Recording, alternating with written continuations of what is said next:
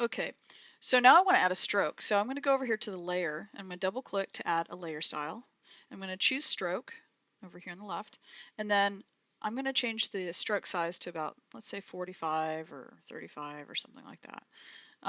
And I'm going to, instead of inside, I'm going to do outside because I don't want to cover up the face. And you'll notice that it's got this rounded edge. I want to change the color real quick to white so you can see what that would look like.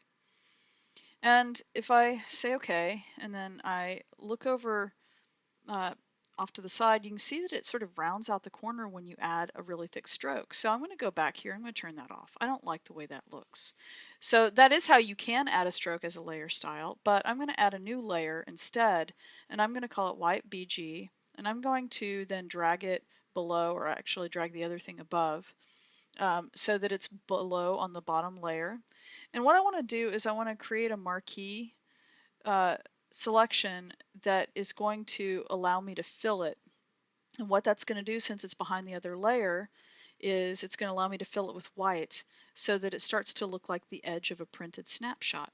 Okay, and that way I can get a really nice and completely square edge, and it'll center it.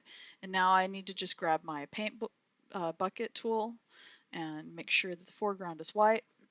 I can fill it. All right, and you'll notice that I have a problem because the effect on the original picture still has a drop shadow, which doesn't look real.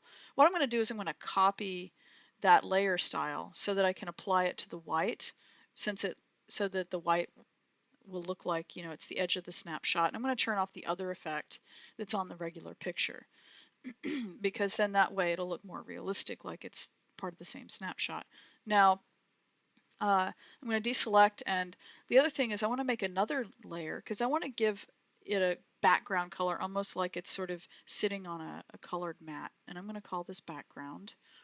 And then I'm going to go and make a selection and of color. And one of the things that is, I don't know if you remember, is that I'm going to go up and grab blue because one of the things, if you remember, is that we had that skin tone filter that's on top of the entire image because I didn't restrict it to just the face picture. So if I choose like a blue color, you'll see what happens when I hit fill.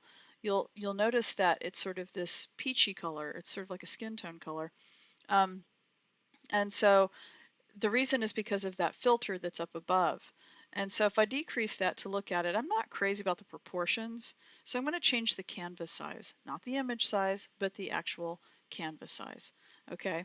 And when I do that, I'm going to change it by percentage. And I want to change it so that it's a little bit wider because I think it'd be nice if it was a little wider and a little bit taller. Let's try that.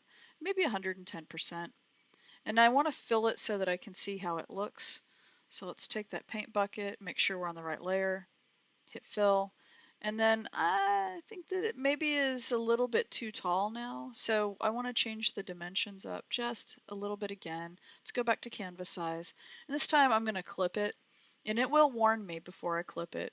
Let's just make the height at about 97% maybe. So let's subtract about 3% out. See, it warns me. Go ahead and say proceed. And I think I like the way that looks. I'll save it. And then I'm going to save a copy as a JPEG. So we'll say save as. If I select Photoshop and there's a format and then go down to JPEG, you see that it saves it as a copy and it removes the alpha channels and stuff. We're going to change the name of the file and we're going to save that. Go ahead and save it at maximum quality, and then we're done. And you're done with this part of the assignment.